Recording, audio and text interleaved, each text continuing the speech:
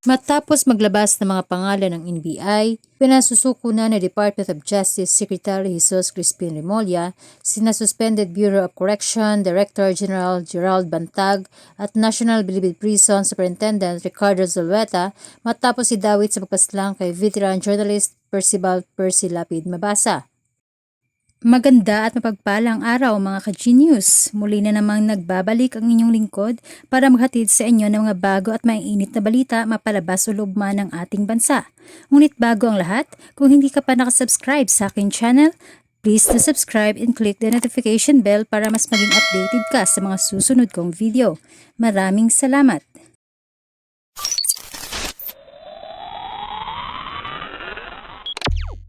Sinampahan na ng kasong murder si Suspended Bureau of Corrections Director General Gerald Bantag at 5 iba pa kaugnay sa pagpaslang kay hard-hitting broadcaster Percy Lapid. Mabasa. Bukod kay Bantag, ipinagharap din ng kaso sina National Bilibid Prison Superintendent Ricardo Zulueta, Denver Mayores na galing ng Iwahig Prison at Trusted Aide de Bantag, Alvin Labra, Batang City Jail Commander, Aldrin Galicia, Sputnik Commander at Happy Go Lucky Commander Alfie Peña Redonda. Ang kaso ay iniharap ng Philippine National Police at National Bureau of Investigation sa Department of Justice nitong Lunes, November 7. Narito ang buong pahayag. Through the unique concerted efforts of the National Bureau of Investigation and the Philippine National Police, with guidance from the Department of Justice and Department of Interior and Local Government, a thorough and candid investigation was conducted jointly. As a result, the NBI and PNP have filed 2 murder charges today.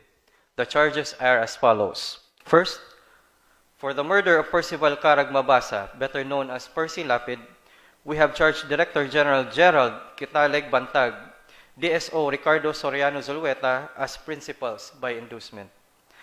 PDL's Denver Batumbakal Mayores, Alvin Cornista Labra, Aldrin Micosa Galicia, and Alfie Peña Redonda are likewise charged as principals by indispensable cooperation for the murder of Percy Lapid. Second, for murder of Cristito Villamor Palanya, alias June Villamor E. Globa, or Crisanto Villamor, nickname Edoy, we have charged Director General Gerald Bantag and DSO Ricardo Soriano Zulueta as principals by inducement.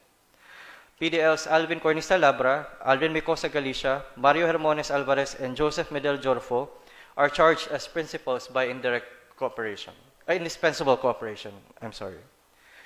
PDL's Christian Dizon Ramak, Ricky Lamigo Salgado, Ronnie Pabustan de la Cruz, and Joel Alog Reyes are charged as principals by direct participation. It was found through the investigation that both Director General Gerald Bantag and DSO Ricardo Zulueta were behind the killing of both Percy Lapid and June Villamor. The sworn statements of the PDL show a clear and direct line of communication from Director General and DSO Zulueta to Denver Mayores, who communicate with Alvin Labra, who then coordinated with Aldrin Galicia, who then orchestrated and executed the killing of Percy Lapid through his gang members and his gang members' contacts on the outside, ultimately ending with gunman Joel Escorial and his group. With respect to June Villamor, the same sworn statements of the PDLs show a similar clear and direct line of communication from the Director General and DSO Ricardo Zulueta to Denver Mayores, who communicated with Alvin Labra and then coordinated the same with Aldrin Galicia, who then orchestrated and executed the killing of June Villamor through his gang members. This time, June Villamor was suffocated to death by a plastic bag and held by his own gang members. This unique circumstance shows that the order came from a high official of the Bucor. One usually seeks refuge and protection from his own gang members.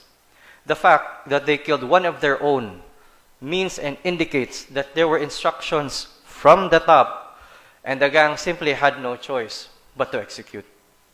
Director General Bantag had a clear motive to effect the murders. For Percy Lapid, it was continued expose by the latter of the issues against the former on his show, Lapid Fire. This is evident from the video sent by DSO Zulueta to Denver Mayores, which was later forwarded to both Alvin Labra and Aldrin Galicia. For June Villamor, it was the attempt to cover up the murder of Percy Lapid.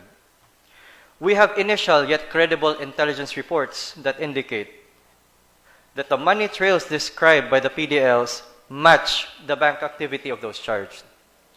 The self-confessed gunman stated that the reward for the murder of Percy Lapid was 550,000 pesos. According to the credible intelligence reports, within the period of September 15, 2022 and October 7, 2022, there were indeed cash deposits totaling the amount of 550,000 pesos. In sum, all the statements given by the PDLs and gunman Joel Escorial, coupled with evidence, corroborate as to the material facts needed to prove the 2 counts of murder. All departments and agencies involved in this case extend their heartfelt condolences to the families of the victims in these 2 cases. No amount of cases filed will bring their loved ones back to this world. However, the unfortunate deaths of both Percy Lapid and June Villamor will not go in vain. The investigation has brought to light the institutionalization of a criminal organization within the government. This will be the cause of many reforms in government and the strengthening of current mechanisms to ensure that nothing of this nature will ever happen again. This concerted and coordinated effort of both the DOJ and the DILG is a war against impunity and the continuous and gross disregard of the rule of law. Matapos ngang ilabas ang mga pangalan ng mga dawit sa pagpaslang kay Percy Lapid, nagpahayag naman na pasasalamat ang kapatid ng batikang mamamahayag na si Roy Mabasa. Ayon sa kanyang Facebook post, Statement of Refiling of Charges versus Bantag et al. Nagpapasalamat po kami sa Department of Justice, Department of Interior and Local Government, National Bureau of Investigation, Philippine National Police at higit sa lahat sa mga supporters at tagapakinig ni Ka Percy na hindi kami iniwan sa gitna ng aming pagdadalamhati at patuloy na naghahanap ng katarungan. We are optimistic in asking for prayers and continued support for identifying more masterminds behind Bantag. Nagpapasalamat din po kami at nagkaroon na pag-iimbestiga sa mga katiwalian sa loob ng Bureau of Corrections na nauna nang isiniwalat ni Ka Percy sa kanyang palatuntunang Lapid Fire bago pa man siya paslangin noong gabi ng October 3, 2022. Sana po ay umpisa na ito upang mapalakas ang proteksyon sa mga mamamahayag na ipinaglalaban ang katotohanan. Gaya po ng palagi sinasabi ni Ka Percy, ang paglalahad ng katotohanan ay di katapangan kundi isang tungkulin. Marami pong salamat. Don't forget to like, share, and subscribe para mas updated ka sa mga susunod naming videos.